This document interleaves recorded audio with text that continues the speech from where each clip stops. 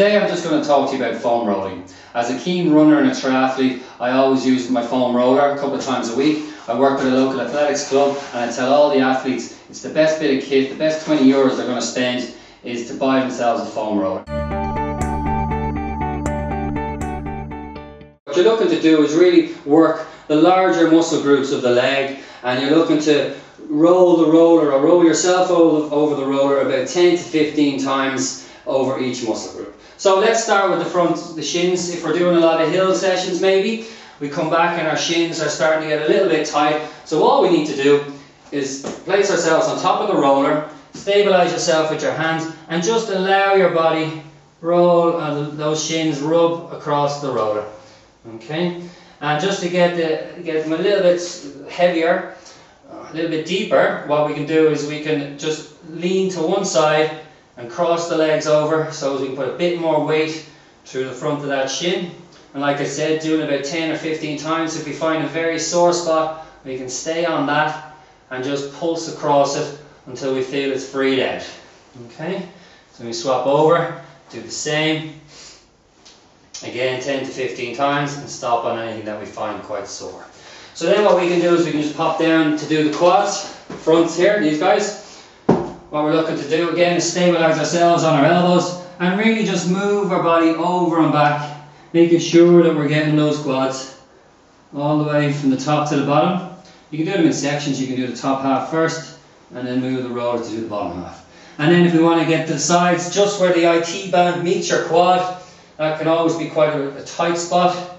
We can just roll that quad and along that line. So as you saw there, you can be very brave and just stack one leg on top of the other. It can be quite tender. Or if you feel you need to ease yourself into it a bit more, just use this leg as a bit of support. Okay? And then we go right onto our side to get our IT band. And what I would always suggest is we start just above the hip, above your hip bone in that pocket area there. That muscle can get quite tight and actually pull on the IT band and cause a lot of restriction through there. So again, we're just going to stay here and oscillate over and back. So I can feel that now travelling a little bit down my leg. And then we move the foam roller just below the hip bone. Sorry, you can do it just above the knee and just allow it roll right up to below the hip bone. And again, use that leg if you need to support it. Or as I said, if you're very brave, you can just balance yourself out like that. Sit on the roller. So if I want to get my right glute, sit on my right glute. Cross my leg over here to open out that joint, and again just roll into that glute. So quite tender. Find a sore spot, stay on it, and just let your body weight soak down into that knot to help dissipate the knot, and then move slowly over like that.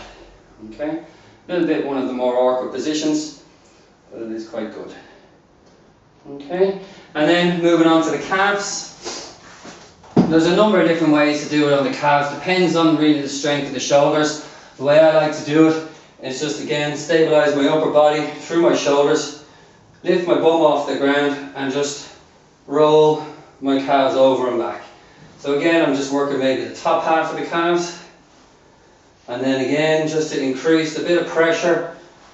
If you're a little bit braver, put one leg on top of the other and roll that calf, and then you can turn the lower leg out to the side to get the outside of the calf muscle, roll it on the inside to get the inside of the calf muscle. Again, the calves are very, very sensitive, so just work with what you feel you can cope with. Again, there shouldn't be too much pain with this. Obviously a little bit of pain because we're getting through to the tighter muscle groups, but just work within your pain range. Okay? And then moving it up to get the hamstrings. I don't find the roller as effective for the hamstrings as the other parts of the muscles, just because those hamstrings are very, very dense muscle, very strong muscle, and you can't really compress the muscle against the bone the way you can with the quad or the calf. But again, as you can see, just doing our best to get those three hamstring muscles working the outside, working the middle, and then working the inside. And again, you can just do two legs like that. And if you're feeling a little bit braver, cross them over. And then always very, very good is just the lower back. Okay, for anyone doing any kind of sport, even during the day from sitting all day, we're just going to get the lower back and the upper back. Just rolling through. I'm going to slightly angle ourselves out to the right just to get the QL muscle, the other side of that lower back, and then out to the left.